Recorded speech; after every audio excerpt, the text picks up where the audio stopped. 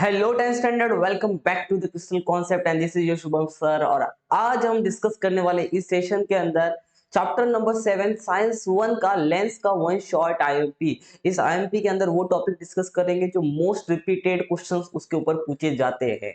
But I hope उसके पहले एक सवाल पूछना जरूरी है कि आपकी बोर्ड की प्रिपरेशन कैसी चल रही है। क्या आपको कोई प्रॉब्लम्स आ रही है? If you have any problems आप अपने कमेंट सेक्शन में शेयर कीजिए प्रॉब्लम्स को। और आप क्रिस्टल कॉन्सेप्ट से और आगे जाके क्या उम्मीद करते हो उसके बारे में भी जरूर बताइएगा कि भैया क्या सर ये वाली चीजें आप जल्दी जल्दी अपने चैनल पे लेके आइए जो हमें बहुत ज्यादा हेल्प करेगी। तो let's begin with this one shot IMP. आपको कुछ इस तरीके का ये सेशन रहेगा जिसमें हमने पॉइंट्स को हाईलाइटेड किया होगा। उन हाईलाइटेड पॉइंट्स को मैं आपके साथ डिस्कस करूंगा कि एग्जाम्स के अंदर इनके आंसर राइटिंग आपको किस तरीके से करनी है और इन पॉइंट्स को किस तरीके से आपको ध्यान में रखना है और इस पूरे चैप्टर्स का आपका एक तरीके से रिवीजन हो रहा होगा बहुत बेस्ट तरीके से। So let's begin with this session. तो ये है आपके लेंस चैप्टर का पेज नंबर 1, जहां पे इस पेज पे ज्यादा कोई इंपॉर्टेंट टॉपिक नहीं है मेरे हिसाब से। सो मैं इसको स्किप कर रहा हूँ। Let's move the page number 2। Okay, now यहाँ पे आपको लेंस के डिफरेंट डिफरेंट टर्मिनोलॉजी के बारे में दिया है। सेंटर ऑफ कर्वेचर क्या होता है, रेडियस ऑफ कर्वेचर क्या होता है, प्रिंसिपल एक्सिस क्या होता है। बट इन सारे पॉइंट्स में से जो इंपॉर्टेंट डेफिनेशन जो है वो है प्रिंसिपल फोकस की, जो आपको पता होनी चाहिए। अब प्रिंसिपल फोकस क्या होता है ध्यान रखना अच्छे से। मान लो कि आपके पास एक कॉन्वेक्स लेंस है और ये कॉन्वेक्स लेंस का क्या है, ये कॉन्वेक्स लेंस की प्रिंसिपल एक्सिस है। और अगर कॉन्वेक्स लेंस के ऊपर कोई भी रेस इस तरीके से इंसिडेंट कर रही है, मतलब parallel to the principal axis, तो वो रिफ्रैक्ट होके इस तरीके से प्रिंसिपल फोकस को प्रिंसिपल एक्सिस को कट करके जाएगी। तो जहां पे आपकी इंसिडेंट रे प्रिंसिपल एक्सिस के पैरेलल है, तो रिफ्रैक्ट होने के बाद वो प्रिंसिपल एक्सिस को कट करके जाएगी और जिस पॉइंट पे वो प्रिंसिपल एक्सिस को कट करेगी उस पॉइंट को हम बोलेंगे प्रिंसिपल फोकस। बात को समझना। When light ray parallel to the principal axis are incident on the convex lens. Light ray principal axis के पैरेलल है और इंसिडेंट कर रही है कॉन्वेक्स लेंस के ऊपर, तो क्या होगा? दे कन्वर्ज मतलब बैंड होगी towards the principal axis. Principal axis की तरफ क्या हो जाएगी? बैंड हो जाएगी। They converge to the point on the principal axis. This point called principal focus of the lens, और उस पॉइंट को हम बोलेंगे principal focus of the lens. ध्यान रखना, आप अच्छे से फोकस करो कि कॉन्वेक्स जो लेंस है वो कन्वर्जिंग लेंस है। कन्वर्जिंग लेंस का मतलब क्या है? कन्वर्जिंग लेंस का मतलब है कि वो सारी की सारी लाइट को एक पर्टिकुलर पॉइंट पे फोकस करता है। सारी की सारी लाइट को क्या करता है? एक पर्टिकुलर पॉइंट पे क्या करता है? फोकस करता है। That's why we called it converging lens. ध्यान रखना। अगर आप डायग्राम देखना चाहोगे कॉन्वेक्स लेंस का कन्वर्जिंग लेंस कैसे काम कर रहा, तो ये वाला डायग्राम आपको भूलना नहीं है।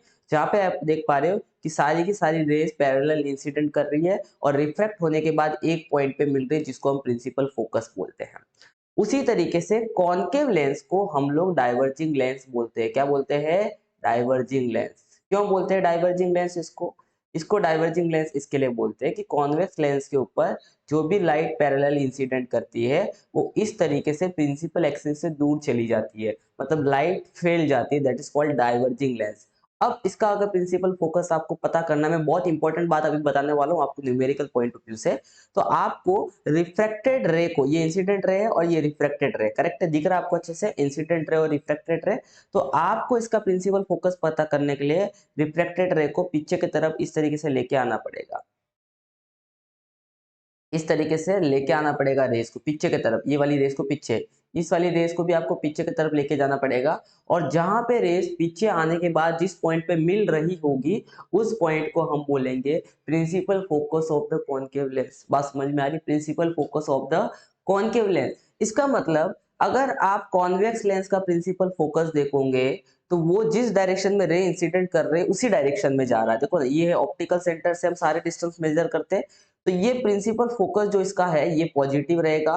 और इसका प्रिंसिपल फोकस के लिए हमें पीछे आना पड़ रहा है तो इसका प्रिंसिपल फोकस होगा निगेटिव। तो अब आपको क्या ध्यान रखना, मैं जो बोल रहा हूँ सुन लेना, अच्छे से सुन लेना।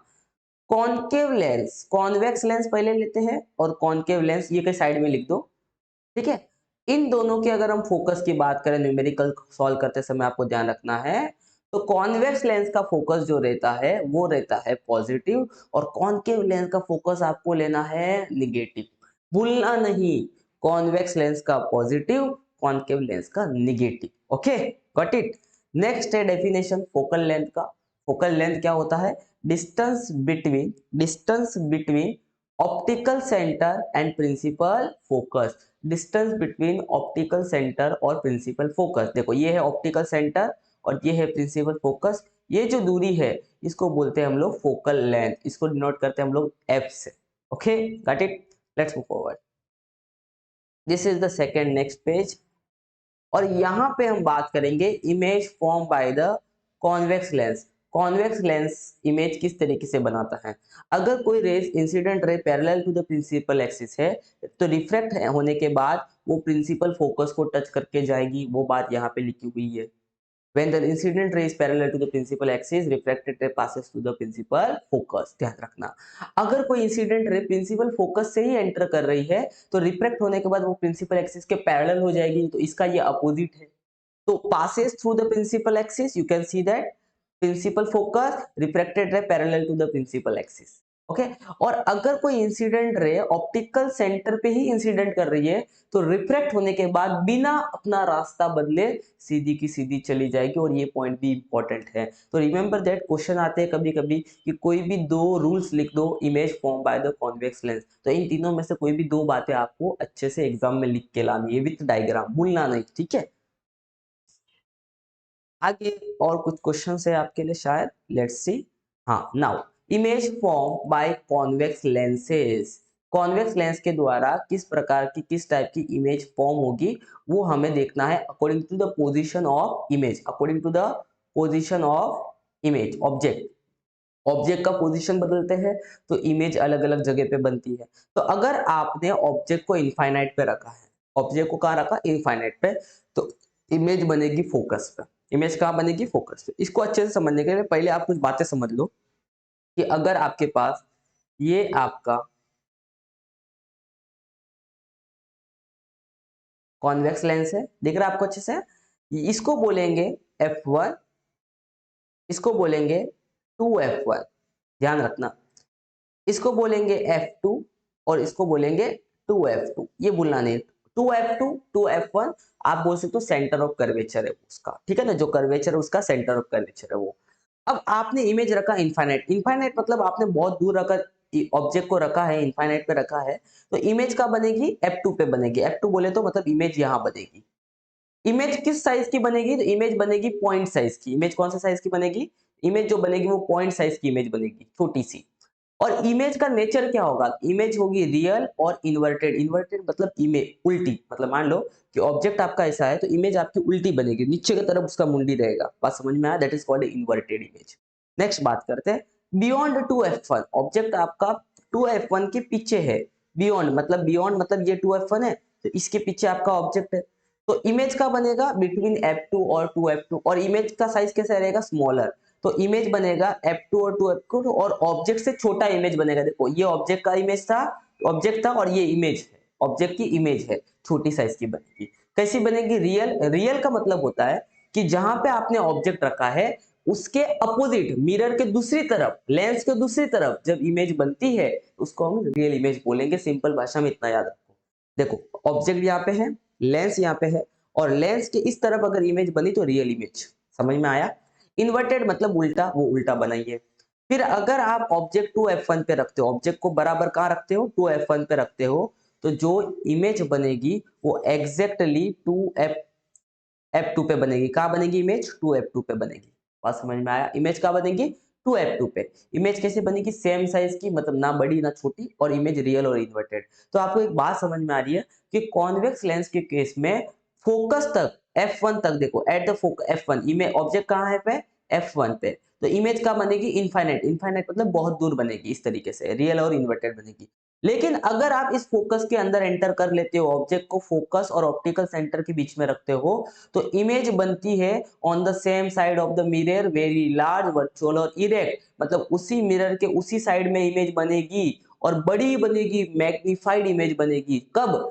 जब ऑब्जेक्ट को आप फोकल लेंथ और ऑप्टिकल सेंटर में रखते हो, बीच में रखते हो तब। और यही कॉन्वेक्स लेंस की प्रॉपर्टी बहुत ज्यादा काम आती है माइक्रोस्कोप बनाने के लिए। इस बात को ध्यान रखना, कॉन्वेक्स लेंस में जब आप अपने ऑब्जेक्ट को कॉन्वेक्स लेंस में आप अपने ऑब्जेक्ट को फोकस और ऑप्टिकल सेंटर में रखते हो, ऑप्टिकल सेंटर के बीच में रखते हो, तो जो इमेज बनेगी सेम साइड बनेगी, इमेज सीधी बनेगी और इमेज बहुत बड़ी दिखेगी। तो इससे आप किसी भी इमेज को मैग्नीफाइड कर सकते हो 20 गुना 30 गुना। और इसीलिए जो वॉच रिपेयरर होते हैं वो कॉन्वेक्स लेंस का इस्तेमाल करते हैं, सिंपल माइक्रोस्कोप का इस्तेमाल करते हैं।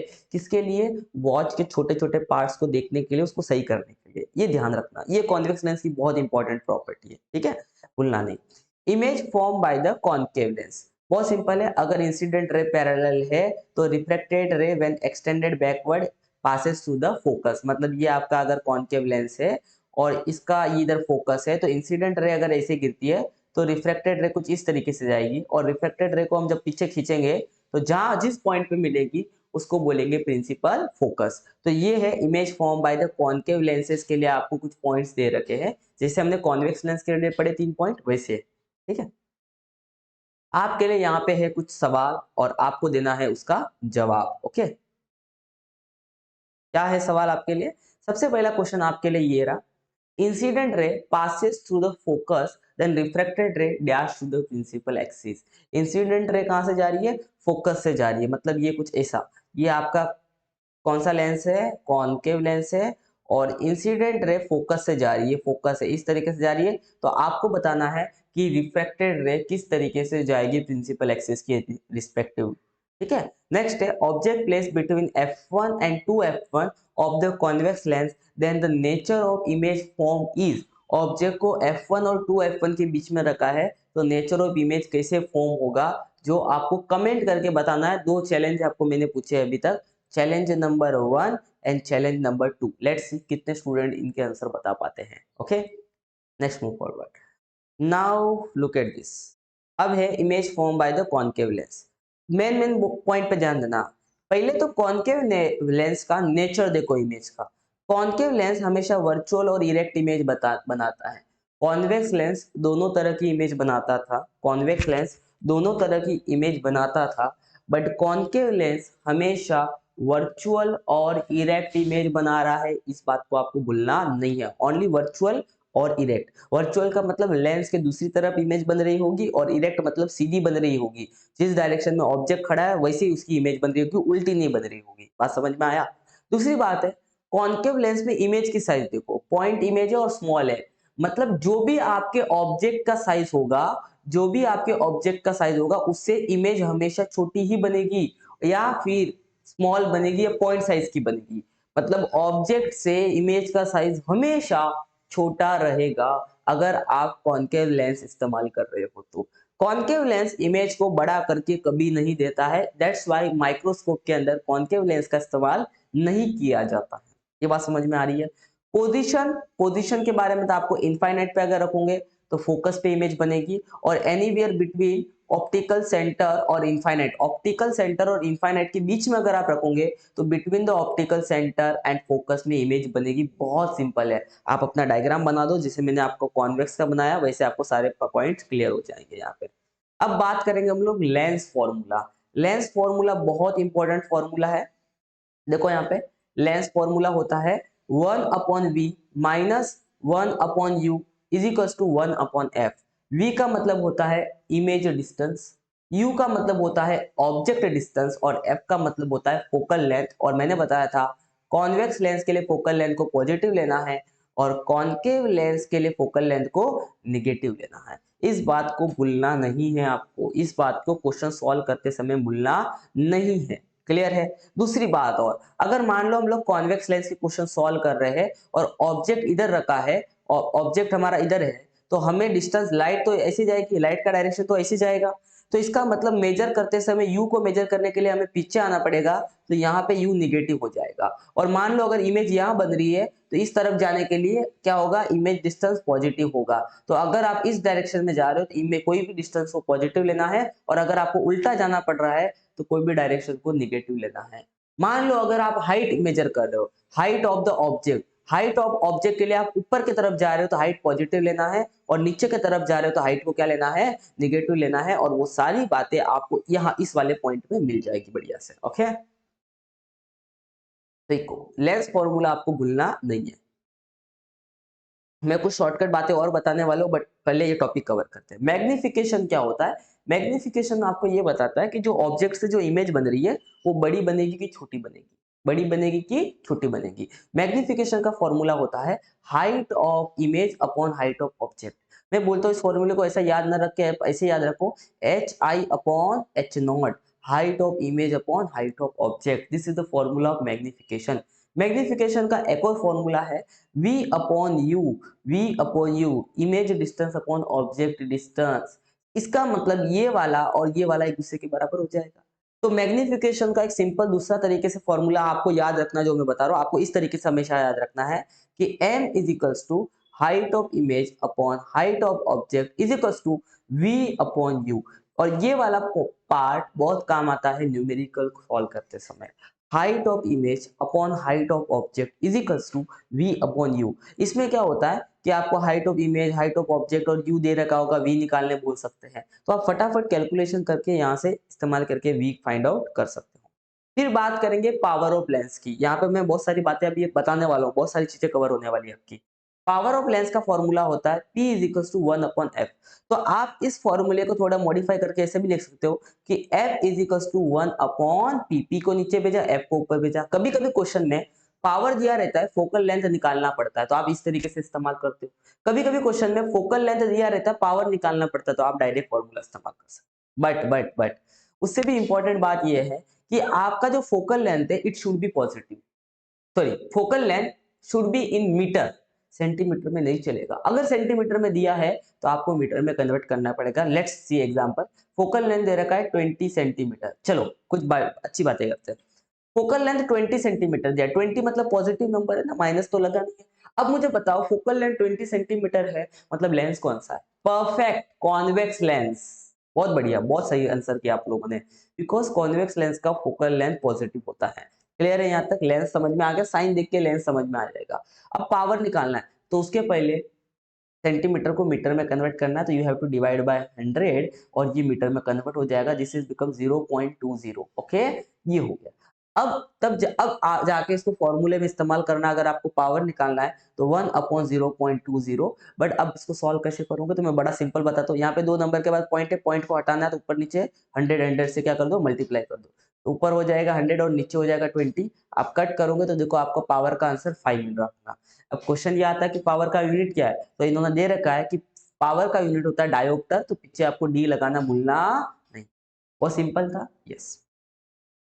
अब मान लो ऐसे क्वेश्चन भी आ सकते हैं कि आपको दो लेंस दिए हैं और दोनों लेंस को पास में रखना है, और पूछा है कि दोनों लेंस को जब पास में रखेंगे तो दोनों लेंस का मिलके फोकल लेंथ क्या होगा। तो मान लो पहले लेंस का फोकल लेंथ f1 है और दूसरे लेंस का फोकल लेंथ f2 है, तो आपको फाइंड करने पड़ा मिला के फोकल लेंथ क्या होगा। तो आपको ये वाला फॉर्मूला इस्तेमाल करना है। मान लो पहले वाले का 2 है और दूसरे वाले का 3 है फोकल लेंथ, तो कैसे यूज करेंगे फॉर्मूले को, 1 upon F is equal to 1 upon 2 plus 1 upon 3। देखो यहाँ पे 2 लिखा और यहाँ पे मैंने 3 लिख दिया, सिंपल है। अब क्रॉस मल्टीप्लाई करने आता है आपको, यस, ये 3 और ये 2 और नीचे हो जाएगा 6 is equal to 1 upon F. हमें एफ निकालना था, हम उल्टा करेंगे, लेकिन ऊपर 5 हो जाएगा, उल्टा करेंगे तो ये हो जाएगा आपका 6 upon 5 is equal to F. तो ये आपको एफ का वैल्यू मिल जाएगा 6 अपॉन 5 नई फोकल लेंथ से। क्लियर है? अगर आपको पूछा पावर फाइंड आउट करने, पावर फाइंड आउट करने, तो आपको अगर दो लेंस का पावर दे रखा है तो आप सिंपली दोनों के पावर को ऐड कर लो, आपको टोटल पावर मिल जाएगा। क्लियर है यहाँ तक? ठीक है। Human eyes and working of its lens. इंसानों की आंखें कैसे काम करती है, उसके लेंस कैसे काम करते हैं। ह्यूमन आईज में सबसे पहला डेफिनेशन आपको ध्यान रखना, retina. The screen is made of light sensitive cell is called a retina. हमारे आंखों में एक लाइट सेंसिटिव सेल्स होते हैं जो लाइट को समझने की कोशिश करते हैं, लाइट को समझ पाते हैं, कलर को समझ पाते हैं, that is called light sensitive sales. Okay, और वो होता है आंखों का पर्दा जिसको हम बोलते हैं रेटिना बोलते हैं। ठीक है, ये डेफिनेशन आपको पता होनी चाहिए। फिर हम बात करेंगे डायग्राम, आईज का डायग्राम आपको नहीं भूलना अच्छे से। आई के डायग्राम को आपको पढ़ के जाना, जैसा देखो ये प्यूपिल है आपका, ठीक है ना। फिर मेन मेन चीजें, कोर्निया है, ये देखो ऊपर का जो लेयर होता है ना, आंखों के ऊपर की पतली सी परत होती है, ट्रांसपेरेंट होती है, दैट इज कोर्निया, जिसमें से लाइट एंटर करती है। फिर आपका ये इरिस है, मतलब वो काला काला एक डॉट होता है, उसके ऊपर का जो काला काला होता है दैट इज इरिस। प्यूपिल मतलब एकदम काला काला हिस्सा है। ये सिलियरी मसल्स है जो आपके लेंस को, जो आंखों का लेंस होता है उसको, उसकी फोकल लेंथ को चेंज करने में हेल्प करते हैं। ठीक है, यहाँ पे आपकी ऑप्टिकल नर्व्स है, आपको यहाँ पे दिख रही होगी ऑप्टिकल डिस्क और ऑप्टिकल नर्व जो सिग्नल ब्रेन तक आपके पहुंचाती है। ठीक है, तो ये है डायग्राम, आपको नहीं भूलना है। बाकी बाकी हम बात करेंगे डिस्टेंस ऑफ डिस्टिंक्ट विजन की, जिसको हम नियर पॉइंट करके बोलते हैं। नियर पॉइंट मतलब इंसान दूर का, इनफाइनाइट तक दूर का बिना आंखों पे दर्द किए देख सकता है, बट इंसान पास में कहां तक देख सकता है अच्छे से। तो अगर कोई भी चीज, आप नॉर्मल आंखों की बात करो, मैं तो चश्मा वाला हूँ, जिनका चश्मा नहीं है, तो वो 25 सेंटीमीटर तक, 25 सेंटीमीटर तक किसी भी चीज को नॉर्मली देख सकते हैं। 25 सेंटीमीटर, अगर आप 25 सेंटीमीटर से अंदर लेने की कोशिश करोगे तो आपको वो चीज अच्छे से दिखेगी नहीं, या आपके आंखों पे दर्द हो सकता है। तो इस 25 सेंटीमीटर को हम बोलते हैं नियर पॉइंट, जहां पे कोई भी नॉर्मल इंसान क्लियरली देख सकता है। ठीक है, फॉर अ नॉर्मल ह्यूमन आई, जो नॉर्मल ह्यूमन आई है, डिस्टेंस ऑफ डिस्टिंक्ट विजन कितना होता है कमेंट करो। अभी मैंने आपको बताया है। पावर ऑफ कॉनकेव लेंस आपको बताना है, जिसका फोकल लेंथ दे रखा 50 सेंटीमीटर। पहले सेंटीमीटर को मीटर में कन्वर्ट करना, फिर T इज 1/f का फॉर्मूला अप्लाई करना, और फिर कमेंट में आंसर बताना कौन सा आंसर आपका मैच कर रहा है। फिर है image formed on off the human eyes, in human eyes के कौन से पार्ट पे इमेज फॉर्म होती है किसी भी ऑब्जेक्ट की? Cornea, retina, प्यूपिल। चलो फटाफट कमेंट करो, ठीक है सारे आंसर। अब हम बात करेंगे डिफेक्ट और विजन एंड देयर करेक्शन। अगर कोई बीमारी है आंखों की, डिफेक्ट है आंखों में, तो उसके करेक्शन या उसको हम किस तरीके से अच्छा कर सकते हैं, कौन से लेंस का इस्तेमाल करके। तो सबसे पहला है accommodation power of the lens. can people cannot see things clearly due to the accommodation power of the lens।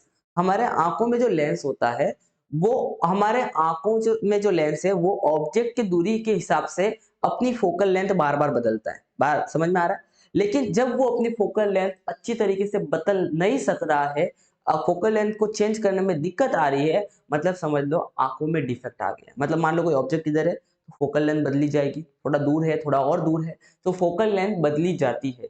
But अगर ये फोकल लेंथ फटाफट बदली नहीं जा रही आंखों से, मतलब आंखों में अब आ चुका है डिफेक्ट। सबसे पहला डिफेक्ट है नियर साइटेडनेस। नियर साइटेडनेस को हम मायोपिया भी बोलते हैं, नहीं याद रहता इस तरीके से याद करके रखो, MN दोनों लेटर पास पास के हैं। मायोपिया मतलब नियर साइटेडनेस। नियर साइटेडनेस में इंसान पास के ऑब्जेक्ट को बहुत अच्छी तरीके से देख सकता है। इंसान can see nearby object clearly, इंसान can see nearby object clearly, but distance object appear indistinctly. लेकिन दूर के ऑब्जेक्ट उसको सही तरीके से दिखाई नहीं देते हैं नियर साइटेडनेस के। नाम है नियर, तो नियर सुन के लगता है पास का बीमारी है, नहीं, इसमें दूर की चीजें नहीं दिखती है ढंग से, नियर की सब दिखती है। ठीक है, अगर आप वीडियो के इस पॉइंट पे पहुंचे हो तो कमेंट सेक्शन में इसका आंसर जरूर करो। अगर आप कमेंट सेक्शन में इसका आंसर करते हो, इसका मतलब मैं समझ जाऊंगा कि आप लोग वीडियो के इस पॉइंट पे पहुंच चुके हो। व्हाट्सएप चैनल और टेलीग्राम चैनल की लिंक मैंने डिस्क्रिप्शन में दे रखी है, उसको ज्वाइन करना मत भूलिएगा। वहां पे हम सारी अपडेट्स देते रहते हैं। ठीक है, चलो कम टू द पॉइंट। तो आपको समझ में आ गया नियर साइटेडनेस क्या होता है। तो पहले समझते हैं नियर साइटेडनेस के अंदर इंसान पास की चीजें अच्छे से देख पा रहा है। तो पहली डायग्राम जो दे रखी है वो दी है near by object can see clearly. मतलब इंसान कोई नियर बाय ऑब्जेक्ट है तो अच्छे से देख पा रहा है, मतलब उसके पर्दे के ऊपर उसकी इमेज बनेगी। बट अगर कोई दूर ऑब्जेक्ट है, दूर से तो लाइट पैरेलल आएगी, तो दूर की ऑब्जेक्ट से जो लाइट आएगी वो कहाँ मिलेगी? वो यहाँ मिल जाएगी, मतलब आपके स्क्रीन के, मतलब आपका जो रेटिना है, रेटिना के पहले मिल जाएगी। आपका जो रेटिना है, उस रेटिना के पहले क्या हो जाएगी? लाइट, दोनों लाइट्स मिल जाएगी, और इमेज अच्छे तरीके से रेटिना के ऊपर फॉर्म नहीं हो पाएगी। ये है मायोपिया की बीमारी। अब इसको करेक्ट करने के लिए क्या करना पड़ेगा? करेक्ट करने के लिए आपको ये जो रेज दिख रही है, रिफ्लेक्टेड रे, आपको इनको दूर लेके जाके रिफ्लेक्ट करवाना, दूर लेके जाना थोड़ा सा, मतलब जल्दी बैंड हो जा रही ना, तो उनको बोलना भाई धीरे धीरे बैंड हो, थोड़ा दूर जाके मिल। तो जब दूर जाके मिलेगी तो बराबर रेटिना पे इमेज बनेगी। और इसके लिए हम इस्तेमाल करेंगे डाइवर्जिंग लेंस, मतलब कॉनकेव लेंस का इस्तेमाल करना पड़ता है। तो नियर साइटेडनेस को के लिए हम कौन सा लेंस इस्तेमाल करते हैं? हम इस्तेमाल करते हैं कॉनकेव लेंस। वापस सुनना, नियर साइटेडनेस में क्या होता है, लाइट रिफ्रैक्टेड रे रेटिना के पहले ही मिल जाती है, तो उसको आगे जाके मिलाने के लिए हमें कॉनकेव लेंस का इस्तेमाल करना पड़ता है। बात समझ में आया? This is what need. Image of the distance object form in the front of retina. दूर वाले ऑब्जेक्ट की इमेज रेटिना के पहले ही बन जाती है, रेटिना के सामने बन जाती है। अब नियर साइटेडनेस वाली बीमारी क्यों होती है? Curvature of cornea and eyes lens increases. आपका कॉर्निया या आईज लेंस का जो कर्वेचर है वो क्या हो जाता है, इंक्रीज हो जाता है। कर्वेचर मतलब क्या हो जाता है, यहाँ पे देखो अच्छे से समझो इसको। आपका जो लेंस है ये वाला, इसका कर्वेचर जो होता है वो थोड़ा सा फैल जाता है, ऐसा आप उसके मोटा हो जाता है। उसके वजह से लाइट जो इंसिडेंट करती है वो पहले ही डाइवर्ज हो जाती है आगे जाके होने से पहले। ठीक है। दूसरा, eyeball elongated to that distance between the lens and retina increases. Eyeball यहाँ पे इलोंगेटेड हो जाता है और आईबॉल इलोंगेटेड होने की वजह से लेंस और रेटिना के बीच की दूरी बढ़ जाती है, और दूरी बढ़ जाती है तो लाइट रेटिना तक जल्दी पहुंच नहीं पाती है, ये ध्यान रखना। ठीक है। अब हमारे पास है नेक्स्ट वाला। हाँ, दूसरा बात करेंगे कि यहाँ पे वही बात मैंने बता दी, कॉनकेव लेंस इस्तेमाल करते हैं नियर साइटेडनेस को अच्छा करने के लिए। Lens with negative power is required for the correction of near sightedness. और आपको पता है कॉनकेव लेंस का फोकल लेंथ क्या होता है, निगेटिव होता है। इसके लिए पावर भी क्या होगा, निगेटिव होगा। तो lens with negative power is use to correct near sightedness. ठीक है। अब हम बात करेंगे फार साइटेडनेस। फार साइटेडनेस में इंसान को दूर के ऑब्जेक्ट अच्छे से दिखते हैं लेकिन पास के ऑब्जेक्ट अच्छे से नहीं दिखते, बिकॉज पास के ऑब्जेक्ट की जो रिफ्लेक्टेड रे है वो रेटिना के आर पार जाके मिलती है, रेटिना पे नहीं मिल रही है, रेटिना के आर पार जाके मिल रही है। तो इस डिफेक्ट को करेक्ट करने के लिए हम इस्तेमाल करते हैं कॉन्वेक्स लेंस, और रेज फिर बराबर जाके रेटिना पे मिल जाती है। समझ में आया? तो वो सारी बातें यहाँ पे लिखी हुई है। इसमें भी वही प्रॉब्लम है, डिफेक्ट क्यों होता है, ये प्रॉब्लम क्यों अराइजेस होती है, वो लिखा है। Flattering of the eye ball, the distance between lens and retina decreases. Eye ball क्या होता है, फ्लैटर हो जाता है, तो डिस्टेंस बिटवीन लेंस और रेटिना क्या हो जाता है, यहाँ पे डिक्रीज हो जाता है। और converging power of lens become less. जो लेंस की कन्वर्जिंग पावर होती है, मतलब लाइट को बेंड करने की जो ताकत होती है, वो यहाँ पे लेस हो जाती है। पीछे उल्टा था। ठीक है, ये भूलना नहीं है अभी आपको। बात करेंगे तो इस डिफेक्ट को करेक्ट करने के लिए कॉन्वेक्स लेंस इस्तेमाल करते हैं, और पावर क्या होता है, पॉजिटिव होता है। तो अगर किसी के चश्मे का पावर पॉजिटिव है तो मतलब उसको हाइपरमेट्रोपिया है, मतलब फार साइटेडनेस है, और पावर निगेटिव है मतलब उसको नियर साइटेडनेस मतलब मायोपिया है। इस बात का ध्यान रखना। ठीक है। यंग में ज्यादा से ज्यादा दूर का उनको क्लियर नहीं दिखता, यंग यंग में। ठीक है, दूर का क्लियर नहीं दिखता, इसका मतलब उसको कौन सा प्रॉब्लम है, उसको प्रॉब्लम है हाइपरमेट्रोपिया का। ठीक है। अ, कौन सा, दूर का अगर क्लियर नहीं दिख रहा तो कौन सा प्रॉब्लम हो जाएगा, बराबर, दूर का अगर क्लियर नहीं दिख रहा तो उसको प्रॉब्लम होगा near sightedness, that is called myopia का। ओके। तो जो यंग होते हैं उनमें ज्यादा प्रॉब्लम पाई जाती है नियर साइटेडनेस या मायोपिया की, मतलब दूर का चश्मा लगता है। प्रेस बायोपिया क्या होता है, प्रेस बायोपिया होता है, प्रेस बायोपिया होता है, इसके अंदर क्या होता है, एक ओल्ड एज की बीमारी पहली तो ये, और इसमें दोनों प्रॉब्लम्स होती है, नियर साइटेडनेस की और फार साइटेडनेस की। तो यहाँ पे suffer from the near sightedness और फार साइटेडनेस, तो यहाँ पे जो लेंस इस्तेमाल किया जाएगा, जो ग्लास इस्तेमाल किया जाता है, उसमें कॉन्वेक्स लेंस भी होता है। करेक्ट, कॉन्वेक्स लेंस होता है, वो फार साइटेडनेस को करेक्ट करने के लिए मदद करता है। और कॉन्केव लेंस जो होता है वो नियर साइटेडनेस को मदद कर क्लियर करने के लिए मदद करता है। तो दोनों लेंस के मदद से चश्मा बनाया जाता है जिनको प्रेस बायोपिया होता है, और ये नॉर्मली ओल्ड एज में पाया जाता है। ठीक है। अब बात करेंगे हम लोग यूजेस ऑफ कॉन्केव लेंस। तो ये जो कॉन्केव लेंस के इस्तेमाल है, जो आपको अच्छे से पढ़ लेने हैं, बहुत इंपॉर्टेंट है, यहाँ से क्वेश्चन आते हैं। ठीक है। फिर हम बात करेंगे यूजेस ऑफ कॉन्वेक्स लेंस। तो कॉन्वेक्स लेंस को नॉर्मली सबसे पहले इस्तेमाल किया जाता है सिंपल माइक्रोस्कोप में, और मैंने बताया था कि सिंपल माइक्रोस्कोप में ऑप्टिकल सेंटर और फोकस के बीच में अगर ऑब्जेक्ट रखते हैं तो जो इमेज बनती है वो बहुत बड़ी साइज की बनती है। तो मैग्निफिकेशन करने के लिए हम लोग यहाँ पे सिंपल माइक्रोस्कोप का इस्तेमाल करते हैं, या कॉन्वेक्स लेंस का सिंपल माइक्रोस्कोप में इस्तेमाल करते हैं। तो वॉच रिपेयर वगैरह, वॉच रिपेयर करते हैं, टेस्टिंग प्रीशियस जेम्स, जो जेम्स को स्टोन्स होते हैं छोटे छोटे डायमंड वगैरह, उनको देखने के लिए इस्तेमाल किया जाता है, एंड फाइंडिंग देयर डिफेक्ट। तो यहाँ पे गिव साइंटिफिक रीजन पे क्वेश्चंस आते हैं, तो वो आप अच्छे से लिख सकते हो। ठीक है। Because convex lens magnified image 20 times more than the size of object, तो 20 गुना बढ़ा के दिखाएगा तो हमें ऑब्जेक्ट बड़ा दिखेगा यहाँ पे। ठीक है, ये हो गया सिंपल माइक्रोस्कोप। फिर कंपाउंड माइक्रोस्कोप के अंदर दो लेंस इस्तेमाल किए जाते हैं, दोनों के दोनों कॉन्वेक्स होते हैं। एक होता है ऑब्जेक्टिव लेंस और एक होता है आईपीस। आईपीस का जो फोकल लेंथ होता है ऑब्जेक्टिव लेंस से बड़ा होता है। Focal length of eyepiece is greater than the focal length of objective lens, किसके अंदर? कंपाउंड माइक्रोस्कोप के अंदर। और कंपाउंड माइक्रोस्कोप का भी सेम काम है, वो भी आपको क्या करता है, ऑब्जेक्ट को बड़ा साइज का करके देता है, मतलब मैग्नीफाइड करके देता है 100 से 200 और उससे भी ज्यादा। ठीक है, टेलीस्कोप की अगर बात करेंगे तो दो तरह के टेलीस्कोप होते हैं, रिफ्रैक्टिंग टेलीस्कोप यूजेस लेंसेज और रिफ्लेक्टिंग टेलीस्कोप यूजेस मिरर। ठीक है, यहाँ पे आपको दिख रहा है, ये डायग्राम आप भूलना नहीं, रिफ्रैक्टिंग टेलीस्कोप के डायग्राम कभी कभी पूछे जाते हैं, ध्यान रखना। टेलीस्कोप के अंदर फोकल लेंथ ऑफ ऑब्जेक्टिव बड़ा होता है आईपीस से। ऑब्जेक्टिव का फोकल लेंथ क्यों बड़ा होता है? क्योंकि ऑब्जेक्ट की तरफ जो लेंस है, ऑब्जेक्ट की तरफ जो लेंस है, वो क्या चाहेगा, वो चाहेगा कि जितना ज्यादा लाइट मेरे में एंटर कर पाए उतना अच्छा। क्योंकि हम टेलीस्कोप से दूर के ऑब्जेक्ट को देखते हैं, और दूर के ऑब्जेक्ट में से जितनी ज्यादा लाइट आपके टेलीस्कोप पे गिरेगी उतना अच्छे से आपको ऑब्जेक्ट दिखेगा। इसके लिए फोकल लेंथ बड़ी होती है ऑब्जेक्टिव की, ना कि आईपीस की। वहां पे उल्टा था, लेंस के अंदर कंपाउंड माइक्रोस्कोप के अंदर उल्टा था, टेलीस्कोप के अंदर उल्टा होता है। तो आप ये डायग्राम मत भूलना, और रीजन भी पूछा जा सकता है तो रीजन मत भूलना। दूसरा होता है परसिस्टेंस ऑफ विजन का डेफिनेशन आपको अच्छे से याद रखना है, क्वेश्चन आता है। क्या होता है परसिस्टेंस ऑफ विजन?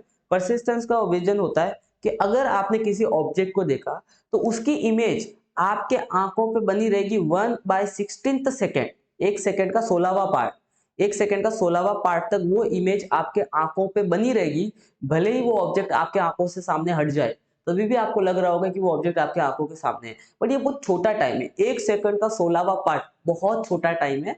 बट उससे भी कुछ ना कुछ आपके नए फिनोमिना आप देख सकते हो। आपने अभी यूट्यूब पे डाल के देख लेना what is the persistence of vision, आपको समझ जाएगा क्या होता है वो। तो परसिस्टेंस ऑफ विजन में क्या होता है, 1/16 टाइम तक किसी भी ऑब्जेक्ट की इमेज आपके आंखों में बनी रहती है, भले वो ऑब्जेक्ट वहां से हट जाए। ठीक है ना? तो after object remove the sensation of rotation persist for a while, this is called persistence of vision. ठीक है, तो ये आपको भूलना नहीं। कुछ क्वेश्चन है आपके लिए। सबसे पहला क्वेश्चन है, myopia dash object can see clearly. जिसको मायोपिया होता है वो कौन से ऑब्जेक्ट को क्लियरली देख पाता है? भूलना नहीं, क्लियरली। क्वेश्चन क्या पूछ रहा है उसको ध्यान से सुनो, फिर आंसर करना। चैलेंज नंबर 7 है आपके लिए, long sightedness can be clear by using dash lens. Long sightedness कौन से लेंस का इस्तेमाल करके उसको क्लियर किया जा सकता है? और तीसरा क्वेश्चन, 8th चैलेंज आपके लिए है, in simple microscope dash lens are use concave, cylindrical, convex और डाइवर्जिंग लेंस। तो फटाफट इन सारे क्वेश्चंस का आंसर का आपको कमेंट करना है। तो चैलेंज 8 आपको मैंने पूछे थे सेशन के अंदर, 8 के आपको चैलेंज पूरे करने हैं और वीडियो के एंड तक पहुंच चुके हो, तो प्लीज कमेंट में इसका आंसर बताओ क्या होगा। बड़ा कर लेते इसको, वीडियो के एंड में इसका आंसर बताओ क्या होगा, तो मैं समझ जाऊंगा कि आप सभी इस सेशन के एंड तक पहुंच चुके हो। 200 प्लस 300, मुझे पता है बड़ा सिंपल है, बट तभी भी आपको कमेंट करके इसका आंसर बताना है। अगर आपने अपना टेलीग्राम चैनल ज्वाइन नहीं किया, जल्दी से टेलीग्राम चैनल ज्वाइन करो, और आपको क्या क्या भी हेल्प चाहिए अपने बोर्ड्स एग्जाम के लिए वो भी जरूर कमेंट करना। सारे दोस्तों के साथ वीडियो को शेयर करना। अपना जो टारगेट है वो है 30K का, तो फटाफट इस टारगेट को कंप्लीट करो। 30K यार आप लोग कर सकते हो, 10 स्टैंडर्ड वाले कर सकते हैं, क्योंकि मुझे पता है आप लोग 9 से मुझे फॉलो कर रहे होंगे शायद, हाँ क्रिस्टल कॉन्सेप्ट को फॉलो कर रहे होंगे। Thank you so much for watching, keep sharing and most important keep exploring.